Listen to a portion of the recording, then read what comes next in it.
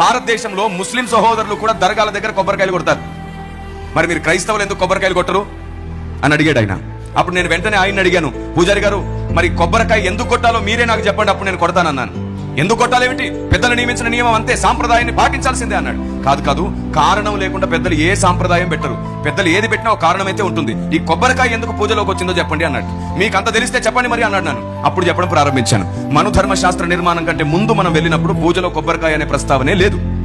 అప్పుడండి ఎవరు ముట్టుకొని ఎవరు అంటుకొని నీళ్లను దేవునికి సమర్పించి పూజ చేయాలనే పద్ధతి ఉండేది.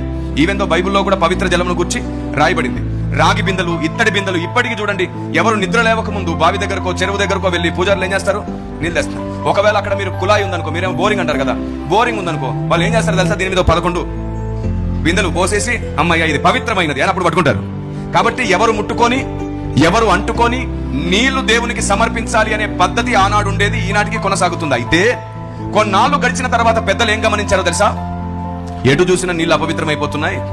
బావిలో ఉన్న నీళ్ళైనా, చెరువులో ఉన్న నీళ్ళైనా, పారే ఏటిలో ఉన్న నీళ్ళైనా అపవిత్రమైపోయాయి. ప్రతిరోజు వర్షం పడదు కదా, మరి ఎలా పవిత్రమైన జలములు దేవునికి సమర్పించాలి అని అందరూ కలిసి ఆలోచిస్తుంటే పెద్దల్లో ఒక ఆయనకు ఒక ఆలోచన వచ్చింది.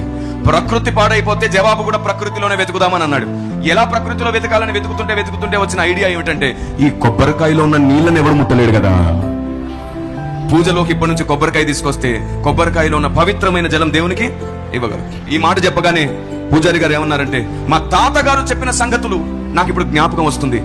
గురుకులాల్లో ఇలాంటి విషయాలు నేర్పించారని మాకు ఇప్పుడు అర్థమవుతుంది. నిజమే, మీరు చెప్పింది అక్షరాల సత్యమే. దేవునికి పవిత్రమైన నీరివ్వడమే పూజలో ముఖ్యమైన భాగం అన్నాడు.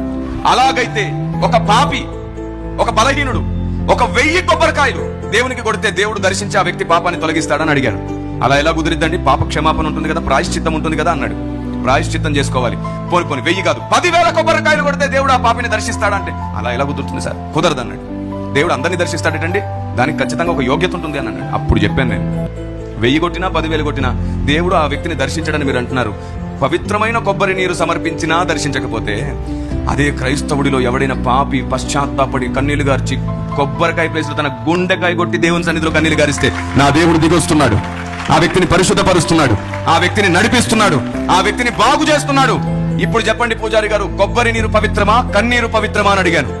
అప్పుడు ఆయన అన్నాడు, కన్నీళ్ళ కంటే భూమి మీద ఇంకో పవిత్ర జలమే లేదు సార్, అందుకే మేము కొబ్బరికాయ కొట్టడం మాని కన్నీళ్లు గార్చడం ప్రారంభించాం సార్. Praise the lord. ఇది కూడా ఎవరు అంటుకొని ముట్టుకొని పవిత్ర జలము సార్. ఇంతకు మించిన పరిశుద్ధమైన నీరు ఈ భూమి మీద ఎక్కడ దొరకదు. మేము కొబ్బరికాయ కొట్టడం మానింది ఆచార సాంప్రదాయాలు మార్చడం కదా, అసలు రూపమేమో దేవుడు మాకు అర్థమయ్యేటట్లు చేశాడు. మా గుండెకాయ కొడుతున్నాం దేవుని దగ్గర. దేవునికి స్తోత్రం కలుగు.